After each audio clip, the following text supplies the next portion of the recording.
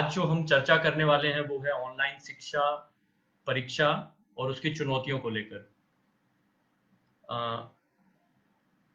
हम अभी लगातार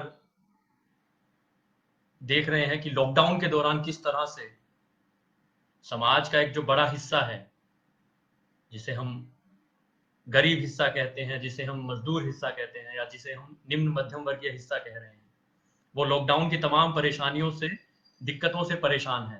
समस्याओं के कारण वो जो लॉकडाउन की जो समस्याएं हैं उनसे जूझ रहा है। और ऐसा नहीं है कि केवल मजदूर जो मेहनतकश आवाम है वही जूझ रही है। आज हम देख रहे हैं कि जो मेहनतकश आवाम के जो छात्र हैं वो भी इन समस्याओं से कहीं ना कहीं जूझ रहे हैं कि क्योंकि उनका परिवार इस त्रासदी को में फंसा हुआ है। तो इसी तरह से लॉकडाउन के कारण बहुत सारे बदलाव हमें देखने को मिल रहे हैं। अभी शिक्षा को लेकर ये बदलाव, शिक्षा और एग्जामिनेशन को लेकर ये बदलाव करने की बात है कि आपका ऑनलाइन एग्जाम लिया जाएगा, जिसको लेकर लगातार विरोध भी हो रहे हैं, जिसको लेकर लगातार ये आवाजें आ रही हैं कि नहीं, ऑनलाइन एग्जाम हमारे लिए संभव नहीं है। और ज्यादातर जो ये चीजें कही जा रही हैं वो समाज के उस हिस्से के द्वारा कही जा रही है जिसके पास ऑनलाइन एग्जाम देने के लिए संसाधन नहीं है, जो पर्याप्त संसाधन नहीं रखता है, जिसके पास बेहतर कंप्यूटर नहीं है, जिसके पास बेहतर इंटरनेट नहीं है, जिसके पास बेहतर लैपटॉप नहीं है या जिसके पास बेहतर स्मार्टफोन नहीं है। तो वो लोग लगातार, वो छात्र वर्ग इसका विरोध कर रहे हैं लगातार। और जब से 14 तारीख से मई से कोई डीयू का एक नोटिस आता है जिसमें दिल्ली विश्वविद्यालय ये कहता है कि हम छात्रों के ऑनलाइन एग्जाम लेंगे। ऑनलाइन एग्जाम के साथ साथ वो एक और बात कहता है कि इसमें ओपन बुक एग्जाम लिया जाएगा, ओबीई, जो एक यानी कि आप किताब में से देखकर एग्जाम दे सकते हैं, जो सुनने में बहुत बेहतर लग रहा है। हो सकता है ये हमें बहुत अच्छा लगे कि हम एग्जाम में के दौरान किताब में बैठकर, किताब के साथ बैठकर एग्जाम दे सकेंगे। पर शायद ये ऑनलाइन एग्जामिनेशन को प्रमोट करने के लिए साइड में दिया गया छलावा है, ये भुलावा दिया गया एक भुलावा है कि हम ऑनलाइन एग्जाम में किताबें खोलकर एग्जाम दे पाएंगे। नोटिस में कहा गया कि आपको ऑनलाइन एग्जाम के लिए 2 घंटे का समय, लिखने के लिए 2 घंटे का समय मिलेगा और 1 घंटा स्कैन करने के लिए मिलेगा। तो ये जो 2 घंटे होंगे, क्या इस 2 घंटे में हम एग्जाम लिख पाने में समर्थ अपने को महसूस कर पाएंगे? क्या हमारे पास ऐसा बेहतर माध्यम है कि हम 2 घंटे में एग्जाम दे पाएं, या हमारी तैयारी इतनी बेहतर है? लॉकडाउन के कारण जो समस्याएं हुई हैं उसके बाद हमें जो समस्याएं आ रही हैं, क्या उसके बाद हम इतना सशक्त हैं कि एग्जाम दे पाएं? तो ये सब समस्याएं, इस तरह की छोटी छोटी समस्याएं छात्र उठा रहे हैं। और ये छोटी, अगर मैं कहूँ तो ये अपने आप में कहना गलत होगा, ये एक बड़ी समस्या है और एक समुदाय के बड़े छात्र समुदाय की समस्या है।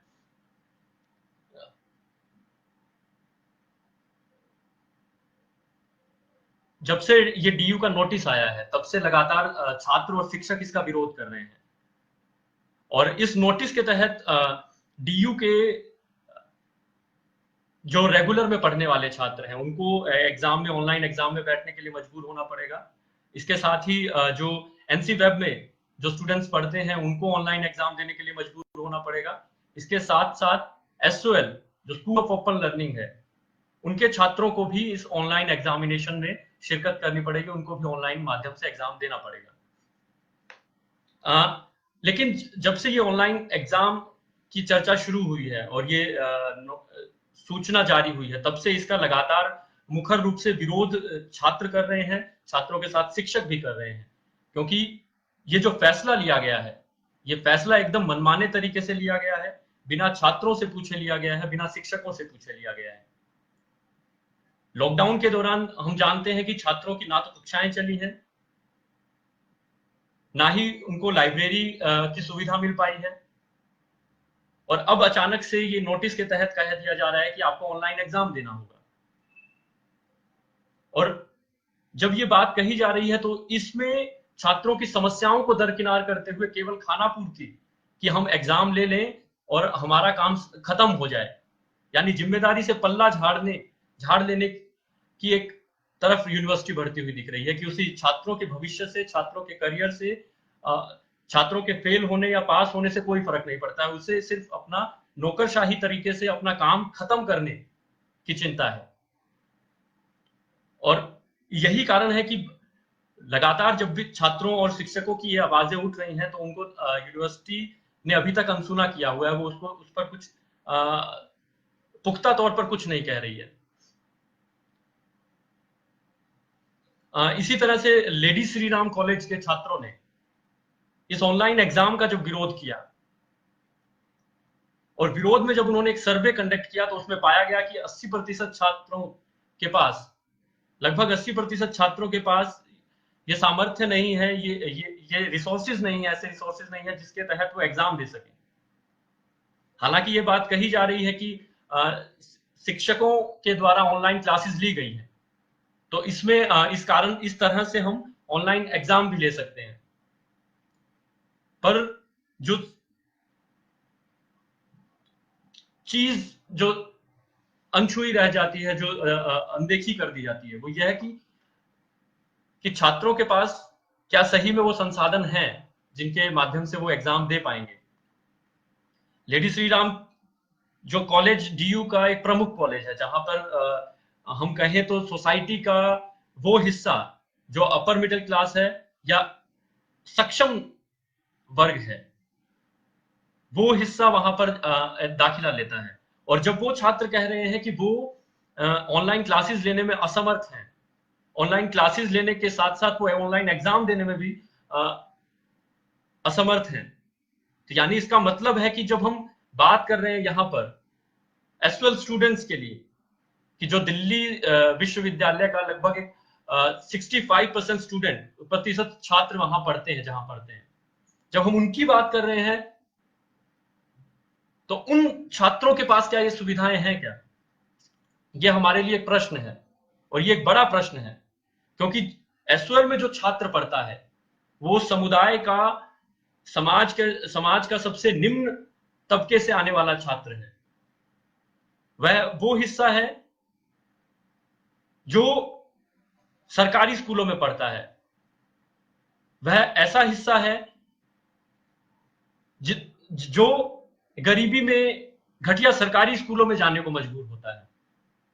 और जब वो उन स्कूलों से पढ़कर आता है, और चाहत उनकी भी रेगुलर कॉलेज में दाखिला लेने की होती है, लेकिन उन्हें दाखिला रेगुलर में ना मिलकर एस12 में मिलता है।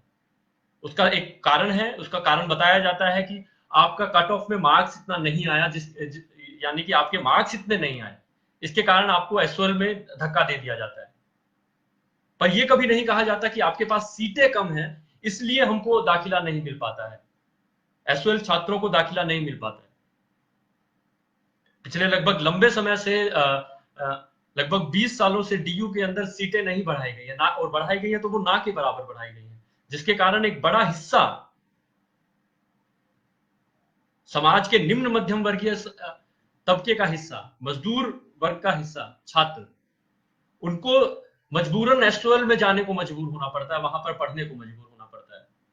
और जब हम वहां पर जाते हैं, वहां पर जब ये छात्र जाते हैं तो उनको मिलता क्या है?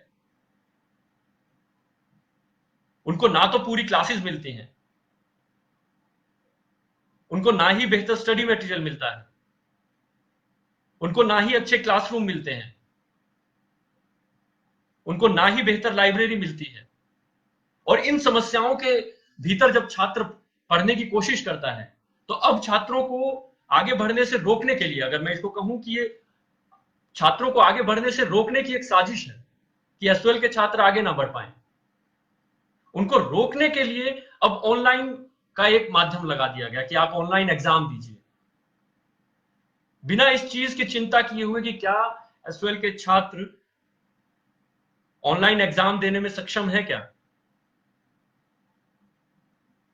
क्यों नहीं, जब ये नोटिस निकाला गया तो छात्रों से पूछा गया कि क्या आपके पास मोबाइल है, क्या आपके पास बेहतर मोबाइल है, क्या आपके पास बेहतर कंप्यूटर है, और क्या आपके पास बेहतर लैपटॉप है। यानी कि ये जो फैसला लिया गया वो एकदम मनमाना फैसला है। जब यहाँ पे एसओएल स्टूडेंट्स पढ़ने आते हैं तो उनको 12 से 13 क्लासेस में समेट दिया जाता है। जो रेगुलर कॉलेज में 180 दिन में जो क्लासेस के 180 दिन की क्लासेस में जो सिलेबस पढ़ाया जाता है, जो पाठ्यक्रम पढ़ाया जाता है, वो यहां पर 12 से 13 क्लासेस में पढ़ने को कहा जाता है। यानी कि आधा अधूरा तो पहले से ही पढ़ाया जाता रहा है। यानी कि एसओएल के स्टूडेंट्स को पढ़ना नहीं सिखाया जाता, वहां पे समझदारी विकसित नहीं की जाती, वहां पे खाना पूर्ति की जाती है। और इस बार नया ये है कि एसओएल के छात्रों की पूरी क्लासेस जो 12-13 क्लासेस में मिलती थी वो भी नहीं मिली है, क्योंकि लॉकडाउन लग गया। लॉकडाउन के कारण हम ना तो लाइब्रेरी में जा पाए, छात्र बड़ी संख्या में छात्र जो है वो तो ना तो लाइब्रेरी में जा पाए, ना ही उनको पूरी क्लासेस मिली। और क्योंकि लॉकडाउन मार्च के अंत में लगा था और उस समय तक स्टडी मटेरियल बांटा जा रहा था, यानी कि स्टडी मटेरियल सभी छात्रों को मिला नहीं था, तो यानी कि सभी छात्रों को जब मार्च के समय पे लॉकडाउन किया गया तो उस समय तक स्टडी मटेरियल भी उपलब्ध नहीं हुआ। यानी कि छात्रों को एक तो आधी अधूरी क्लासेस दी गई, दूसरा कि उनके पास लाइब्रेरी, क्योंकि आपने विश्वविद्यालय बंद कर दिए लॉकडाउन के कारण, और विश्वविद्यालय बंद हो जाने के कारण लाइब्रेरीज बंद हो गई। टीचर्स के पास जो हम अपना समस्याएं लेकर जा सकते थे वो हम अपनी दूर नहीं कर सके। इसी तरह से स्टडी मटेरियल पूरा नहीं मिला। तो ये एसओएल छात्रों की गंभीर स्थिति को बयां करता है कि किस तरह से जब ये एग्जाम में इनको बैठने को कहा जाएगा तो बड़ी संख्या में जो छात्र हैं वो फेल होंगे, ये निश्चित है। आज डूटा ने अपनी एक प्रेस कॉन्फ्रेंस करते हुए इस बात को रखा कि उन्होंने लगभग 52,000 छात्रों के बीच में सर्वे किया और उसमें से 80% छात्रों ने, लगभग 80% छात्रों ने ये कहा कि उनके पास संसाधन नहीं है ऑनलाइन एग्जाम देने के। और इस सर्वे के दौरान जो बहुसंख्यक छात्र थे, जिसका बड़ा हिस्सा इस सर्वे में जो छात्रों से सवाल पूछे गए वो रेगुलर के डीयू के रेगुलर कॉलेज के छात्र थे। यानी वो संसाधन संपन्न परिवारों से, तुलनात्मक रूप से हमसे संसाधन संपन्न परिवारों से आते हैं। यानी जब वो यानी कि जो संसाधन संपन्न है और वो छात्र ये कह रहे हैं कि वो ऑनलाइन एग्जाम देने में, ऑनलाइन माध्यम से पढ़ाने में असमर्थ है, तो जो एसओएल है, यानी कि जहां गरीब और निम्न मध्यम वर्गीय छात्र आते हैं, उनकी क्या दुर्दशा होने वाली है।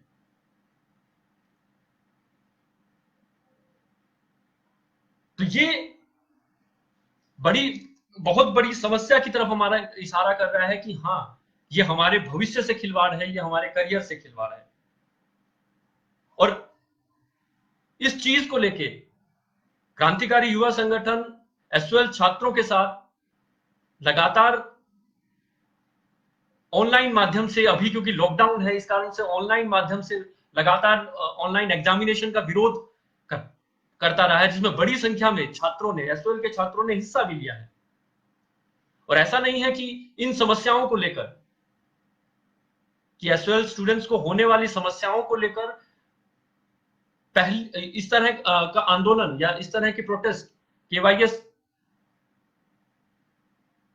पहली बार कर रहा हो, ऐसा नहीं है। लगातार हमने केवाईएस ने इसका विरोध किया है, लगातार केवाईएस के द्वारा इन चीजों का विरोध किया गया है कि आपने जो सुविधाएं छात्रों को मुहैया करानी थी वो कभी नहीं कराई।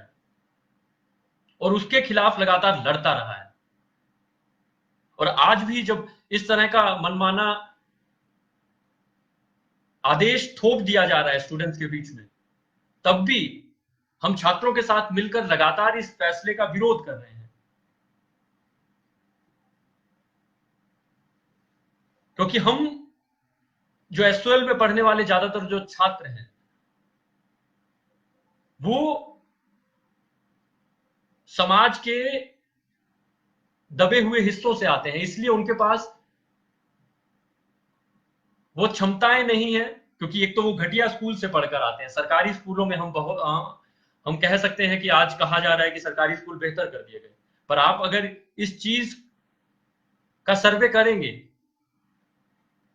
और एसओएल में करेंगे तो आपको पता चलेगा कि ज्यादातर जो एसओएल में पढ़ने वाले छात्र हैं, वो दोहरी शिक्षा के कारण, दोहरी शिक्षा की मार के कारण सरकारी स्कूलों के घटिया माहौल से पढ़कर आते हैं।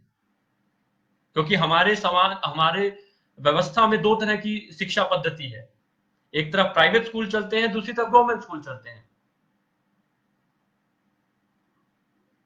प्राइवेट स्कूल में वो छात्र पढ़ते हैं जो प्राइवेट स्कूल की फीस को अफोर्ड कर सकते हैं, यानी उसको वहन कर सकते हैं, जिसकी फीस 5,000 से लेकर 10,000 और आगे भी, यानी इससे भी ज्यादा फीस होती है।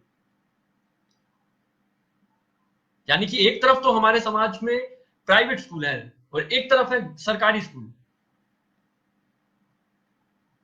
प्राइवेट स्कूल में जो छात्र पढ़ने जाता है वो समाज के अभिजात्य वर्ग का हिस्सा होता है, वो समाज के अमीर वर्ग का हिस्सा होता है, जिसके फैमिली यानी जिसका परिवार उसकी स्कूल फीस पर 10,000 रुपए खर्च कर सकता है।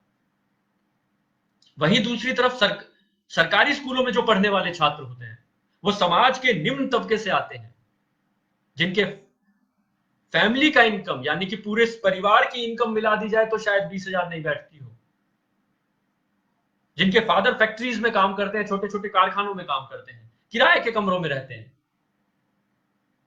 और जब उनका परिवार उनके खर्च को नहीं उठा पाता, स्कूल फीस को नहीं उठा पाता है, तो उनको मजबूरन सरकारी में जाना पड़ता है। और सरकारी स्कूलों में जो स्थिति है, चाहे हमारी गवर्नमेंट बहुत वायदे करती रहे कि हमने सरकारी स्कूलों को बहुत बेहतर बना दिया है, बहुत उन्नत कर दिया है, पर आज भी हकीकत यह है कि दिल्ली के सरकारी स्कूलों में साफ पानी नहीं है, साफ शौचालय नहीं है। दिल्ली के स्कूलों में आज भी आपको बच्चे दरियों पे पढ़ते हुए मिल जाएंगे। यानी एक तरफ तो समाज का वो हिस्सा है जो तमाम संसाधनों के साथ प्राइवेट स्कूल में पढ़ता है, और दूसरी तरफ वो हिस्सा है जो घटिया सरकारी स्कूलों में पढ़ने को मजबूर है। और 12वीं के बाद इन दोनों छात्रों को कहा जाता है कि आप कंपटीशन करके कट ऑफ को पार कर लीजिए। तो सीधी सी बात है, जिसने बेहतर माहौल में पढ़ाई की, जिसने बेहतर शिक्षकों के साथ पढ़ाई की, जिसने पूरे शिक्षकों के साथ पढ़ाई की है, जिसने अच्छी शिक्षा हासिल की है, यानी कि प्राइवेट स्कूल के छात्र, वो हमसे ज्यादा नंबर लाएंगे। उन सरकारी स्कूल में पढ़ने वाले दूसरे छात्र से ज्यादा नंबर लाएंगे और उनका रेगुलर में एडमिशन होगा। और आज वो रेगुलर के छात्र भी इस बात को मान रहे हैं कि ऑनलाइन माध्यम में वो नहीं पढ़ सकते, ऑनलाइन माध्यम में वो सक्षम नहीं है एग्जाम देने में। तो ऐसे में जो एसओएल का पढ़ने वाला छात्र, एसओएल में पढ़ने वाला छात्र है, जो गरीब गुरबे का छात्र है, जो निम्न मध्यम परिवारों से आने वाला छात्र है, वो किस तरह से ऑनलाइन एग्जाम दे पाएगा? ये क्वेश्चन बनता है, ये प्रश्न बनता है, और ये सवाल हमें पूछना पड़ेगा। दो चीजें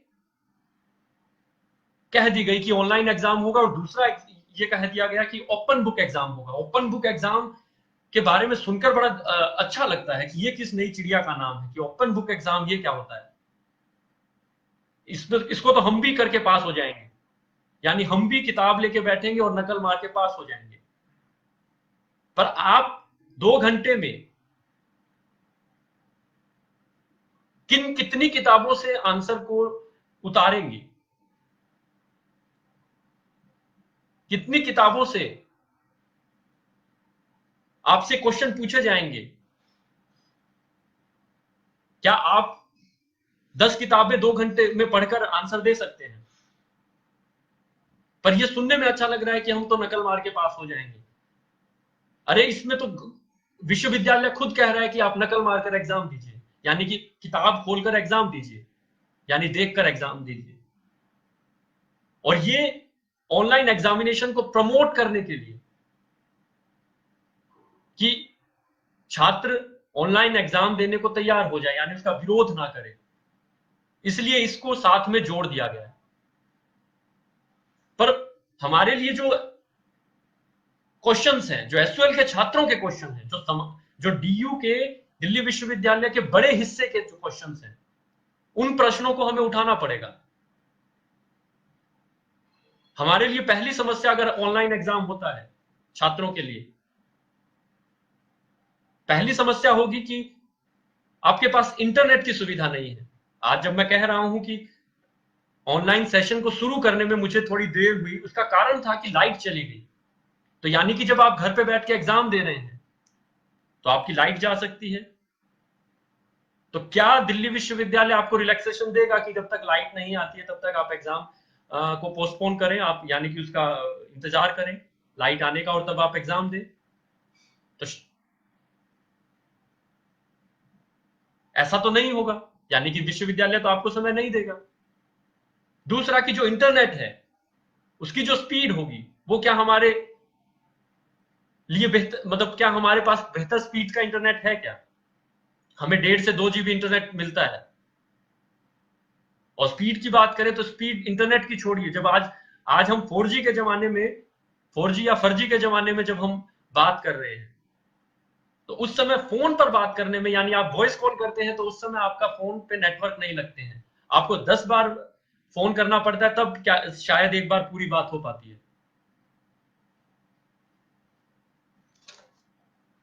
इसी तरह से जब डीयू आज इतना उत्साहित दिख रहा है कि वो ऑनलाइन एग्जाम देगा, पर वो अपने गिरेबान में अगर झांक कर देखे, यानी कि वो एडमिशन प्रोसेस को देखे, जिस समय डीयू में ऑनलाइन एडमिशन होते हैं तो उस समय इनकी वेबसाइट हैंग करती है, डीयू की वेबसाइट हैंग करती है।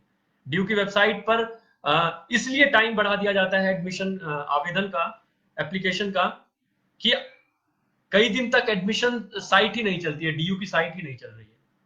तो ऐसे में क्या, इन स्थितियों में जो घटिया इंटरनेट है, घटिया नेटवर्क है, और हमारे पास वो इंटरनेट अगर है भी तो वो बहुत कम है, और दूसरा उसकी स्पीड बहुत कम है, तो क्या हम ऐसे में ऑनलाइन एग्जाम दे पाएंगे?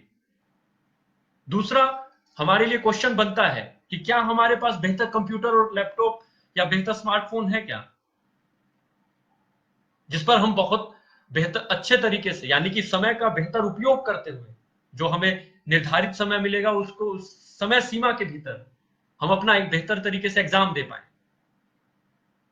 हमारे पास जो मोबाइल होते हैं ज्यादातर छात्रों के पास, जो हम कह तो देते हैं स्मार्ट, वो स्मार्ट इस तौर पे होता है कि वो टूटा हुआ है और तब भी चल रहा है, उसकी स्क्रीन डैमेज है और हम उसको फिर भी चलाए जा रहे हैं, तो ये उसकी स्मार्टनेस है कि वो टूटने के बावजूद भी चल रहा है। हमारे पास ऐसे स्मार्टफोन, हमारे पास ऐसा लैपटॉप या कंप्यूटर नहीं है जिन पे हम एग्जाम दे पाए। केवाईएस ने एक सर्वे के माध्यम से ये जाना और उसमें पता चला कि 90% ऐसे छात्र हैं जिनके पास लैपटॉप या कंप्यूटर नहीं है। ये मैं एसयूएल के छात्रों की बात कर रहा हूं। अब कुछ लोग इसमें यह भी कह सकते हैं कि हम तो स्मार्टफोन पे एग्जाम दे सकते हैं, हम तो व्हाट्सएप पे बहुत तेजी से मैसेज टाइप करते हैं, पर सच्चाई यही है कि लैपटॉप या कंप्यूटर पे आप बेहतर तरीके से एग्जाम दे पाएंगे, उस पर आप बेहतर स्पीड से काम कर पाएंगे। और मान लीजिए कि अगर ये है भी, तो क्या हमारे पास वो स्पीड है जो हम लैपटॉप या कंप्यूटर पे काम करते हुए 2 घंटे में अपना एग्जाम पूरा कर पाए? क्या हमारी प्रैक्टिस है? तो यानी कि हमें लैपटॉप, बेहतर कंप्यूटर, स्मार्टफोन की समस्या के साथ साथ समय सीमा के अंदर अपना एग्जाम पूरा करने में भी दिक्कत महसूस होगी। इसी तरह से जो हमें स्टडी मटेरियल मिलता है, एसयूएल के छात्रों को जो स्टडी मटेरियल मिलता है वो एकदम ही घटिया दर्जे का स्टडी मटेरियल है। जहां पर ना केवल अनुवाद की दिक्कत होती है, वहां पर आप देखेंगे कि शब्दों की स्पेलिंग मिस्टेक है, वर्ड्स की स्पेलिंग मिस्टेक है। वहां पर जो फैक्ट दिए गए हैं, एसओएल का जो स्टडी मटेरियल है उसमें जो फैक्ट दिए गए हैं वो गलत दिए गए हैं। जो स्टडी मटेरियल है वो अपडेटेड नहीं है। अगर मैं आपको बताऊं कि पॉलिटिकल साइंस का के पेपर पाश्चात्य राजनीतिक विज्ञान, पाश्चात्य राजनीतिक दर्शन के अंदर जो जर्मन दार्शनिक है कार्ल मार्क्स, जिनकी स्पेलिंग होनी चाहिए KARLMARX, मार्क्स, तो स्पेलिंग मिस्टेक करते हुए मार्क्स को MARKS लिखा हुआ है। और जब हम ओपन बुक एग्जाम देंगे तो हम भी मार्क्स को हो सकता है मार्क्स लिख दें और हमें मार्क्स भी बहुत अच्छे मिलेंगे। यानी जब हम मार्क्स को मार्क्स लिखेंगे तो यानी कि हमारे नंबर नहीं मिलेंगे, हमारे मार्क्स भी 0 आएंगे। तो ओपन बुक एग्जाम हम देख के भी देंगे तो भी अगर हमारे पास गलत स्टडी मटेरियल होगा, गलत मटेरियल होगा, घटिया मटेरियल होगा, तो हम गलत और घटिया आंसर ही देंगे। इसी तरह से जवाहरलाल नेहरू की स्पेलिंग में मिस्टेक था। इसी तरह से एक अनुवाद जो हिंदी में किया गया अंग्रेजी से, हिस्ट्री का पेपर है बीए प्रोग्राम का,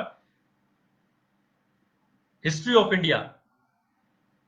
तो हिस्ट्री ऑफ इंडिया का जो अंग्रेजी में सब टाइटल है वो इस तरह से है कि history of India from the earliest time to 300 century CE. History of India from the earliest time to 300 century. और इसका जो अनुवाद किया गया वो किया गया भारत का इतिहास जल्द से जल्द 300 सीई तक। यानी कि ये तो अनुवाद है, यानी जो हमें घटिया स्टडी मटेरियल मिला है वो कितना दोयम दर्जे का है। इसी तरह से बीए पॉल साइंस का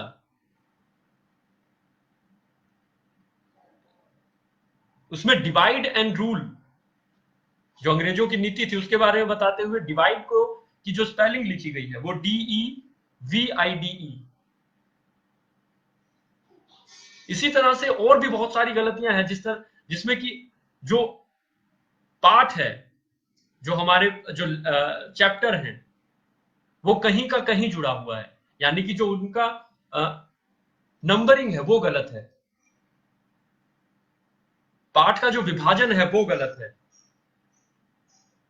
तो ये सारी गलतियां होने के बाद जब हम ओपन बुक एग्जाम देंगे तो उसमें निश्चित ही हम या तो फेल हो जाएंगे या फिर पास नाम मात्र के लिए पास हो जाएंगे, जिसका अपने आप में कोई बहुत वैल्यू नहीं होगी हमारे पास हो जाने की। इसी तरह से जो स्टडी मटेरियल मिलता है वो सभी विषयों का नहीं मिलता है। हमें अगर 5 पेपर पढ़ने हैं तो 5 में से 2 की किताबें पकड़ा के भेज दिया जाता है और कह दिया जाता है कि एसओएल के बाहर से किताबें आप खरीद लीजिए, आप एसओएल के बाहर वहां पे किंग चैंपियन खरीद लीजिए, दुक्की खरीद लीजिए। और हम भी उनकी बात को मानते हुए सोचते हैं कि चलिए नहीं दे रहे हैं तो हम भी पढ़ लेते हैं। लेकिन केवाईएस लगातार इस चीज का विरोध करता रहा है कि छात्रों को स्टडी मटेरियल पूरा क्यों नहीं दिया जा रहा है। और आज जब छात्रों के पास स्टडी मटेरियल पूरा नहीं है, सभी किताबें नहीं है, फर्स्ट ईयर के स्टूडेंट को इन्वायरमेंटल साइंस की किताबें नहीं मिली है। इसी तरह से BA political science third year, BA honours political science third year को पब्लिक एडमिनिस्ट्रेशन की किताबें नहीं मिलती हैं, United nation and global conflict की किताब नहीं मिली है। तो क्या ये 2 पेपर छात्र बिना पढ़े दे पाएंगे, या आप इन एग्जाम्स में छात्रों को सीधा पास कर देंगे? तो ये जो ऑनलाइन एग्जाम की और ओपन बुक एग्जाम की जो हकीकत है वो हमारे सामने है कि किस तरह से बिना स्टडी मटेरियल के, घटिया स्टडी मटेरियल के लाखों छात्रों को दिल्ली विश्वविद्यालय के एसओएल में लाखों छात्र पढ़ते हैं, उन छात्रों पर, उनके करियर पर इसका सीधा असर पड़ेगा। इसी तरह से जिन परिवारों से हम छात्र आते हैं वो बहुत संपन्न परिवार नहीं है। हम ज्यादातर छात्र जो है वो किराए के मकानों में रहते हैं, किराए के घरों में रहते हैं, जहां एक ही कमरे में आपका पूरा परिवार रहता है, जहां टीवी भी चल रहा है, जहां माता जी की सहेलियां भी आई हुई हैं, जहां भाई भी खेल रहा है। और उस समय जब हमें एग्जाम देना पड़ेगा, यानी शोर शराबे में जब हमें एग्जाम देना पड़ेगा, तो वो जाहिर सी बात है कि वो एग्जाम हम बेहतर तरीके से नहीं लिख पाएंगे, उस एग्जाम को हम बेहतर तरीके से नहीं दे पाएंगे।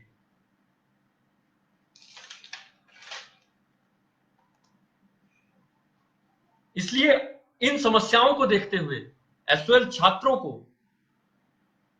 जो लगातार अभी तक अपनी मांगे उठाता रहा है, ऑनलाइन एग्जामिनेशन का बॉयकॉट करता रहा है, आगे भी इस बॉयकॉट को जारी रखना पड़ेगा। और हमें ये मांग करनी पड़ेगी, छात्रों को ये मांग करनी पड़ेगी कि वो ऑनलाइन के बजाय ऑफलाइन एग्जाम करवाने की बात को सामने रखें। लॉकडाउन के कारण क्योंकि छात्र पढ़ नहीं पाए हैं, क्योंकि वो घरों में कैद थे, और चूंकि हम गरीब परिवारों के छात्र हैं, जिनके पास किताबें भी उतनी नहीं होती है, किताब खरीदने के लिए पैसा भी नहीं होता है, तो वो सरकारी लाइब्रेरी या विश्वविद्यालय की लाइब्रेरी पर निर्भर होते हैं। तो ऐसे में जब हमारे पास किताबें नहीं हैं, या उस समय लॉकडाउन के दौरान हमारे पास किताबें नहीं थी, तो उस समय हम पढ़ने में भी सफल नहीं रहे, यानी हम पढ़ भी नहीं पाए।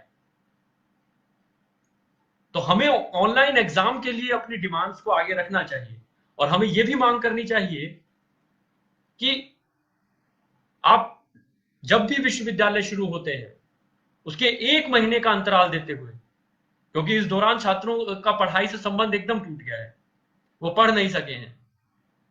जब लाइब्रेरीज खुलेंगी, विश्वविद्यालय खुलेंगे, उसके 1 महीने के अंतराल के बाद आप ऑफलाइन एग्जाम लीजिए, ताकि लाइब्रेरी से हम किताबें ले सकें, हम किताबों से पढ़ सकें और बेहतर तरीके से एग्जाम में बैठ सकें। तो ये हमारी प्रमुख मांग होनी चाहिए। अगर हम ये कहें कि ये मांग, अगर बहुत सारे स्टूडेंट, यूनिवर्सिटी को लगे कि कोरोना के चलते या लॉकडाउन के चलते ये संभव नहीं है, तो हम इस तरह की मांग को साथ में रखें कि अगर ये आपके लिए संभव नहीं है तो दूसरा इस तरह से आप फर्स्ट सेकंड ईयर के जो एस12 के छात्र हैं उनको सीधा आप प्रमोट कीजिए, आप उनको प्रमोट कीजिए आगे अगली कक्षाओं में। फर्स्ट ईयर के स्टूडेंट को प्रमोट कीजिए सेकंड ईयर में, और सेकंड ईयर के स्टूडेंट्स को प्रमोट कीजिए थर्ड ईयर में, क्योंकि ना तो एस12 ने अभी तक स्टडी मटेरियल दिया है,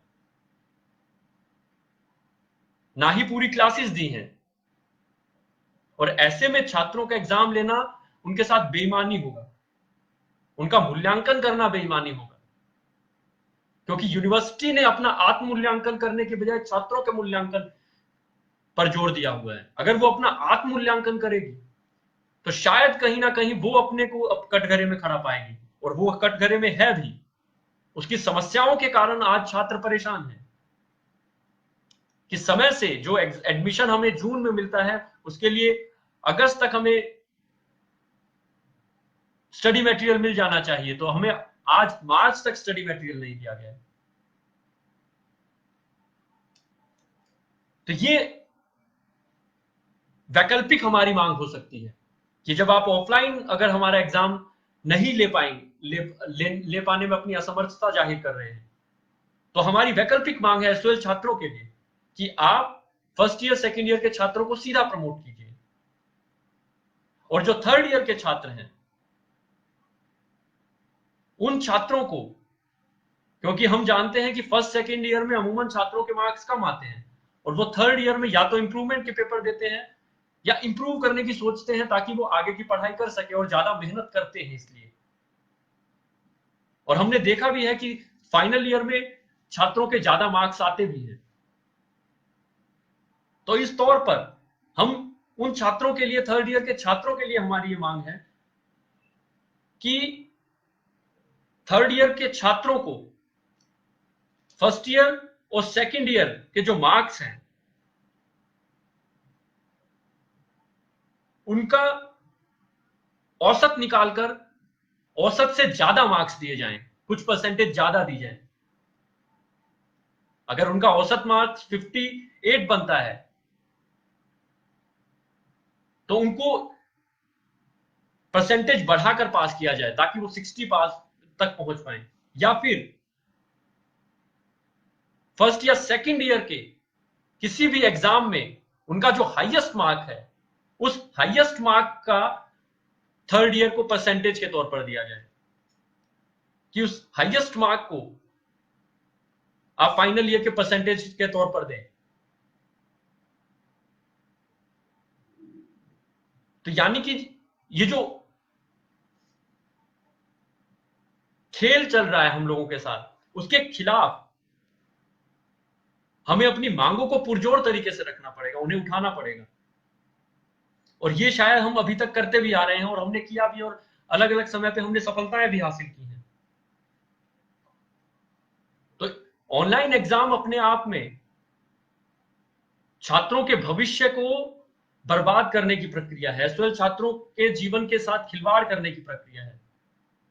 और इसलिए एसओएल छात्रों को इस चीज का कड़ा विरोध करना होगा और ऑनलाइन एग्जामिनेशन का बॉयकॉट करना होगा पुरजोर तरीके से।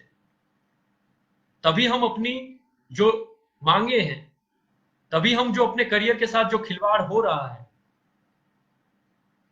तभी हम अपने भविष्य के साथ जो छेड़खानी की जा रही है उसको रोक पाएंगे। और इस लड़ाई में, इस संघर्ष में एसओएल छात्र अकेले नहीं है। आज भले ही एसओएल के छात्रों को हाशिए पर रखा गया है, उनकी मांगों को नहीं उठाया जा रहा है, पर आज एसओएल का छात्र अकेला नहीं है। वो लगातार अपने संगठन, क्रांतिकारी युवा संगठन के साथ मिलकर अपनी मांगों को उठा रहा है और संघर्ष कर रहा है। और पिछले लड़ाइयां और उनमें हमारी जीत इस बात को पुख्ता करती है कि हम अगर आज भी साथ में मिलकर लड़ेंगे और संघर्ष करेंगे तो इस ऑनलाइन एग्जाम के का भी हम बॉयकॉट बेहतर तरीके से कर पाएंगे। शुक्रिया। इनकलाब जिंदाबाद।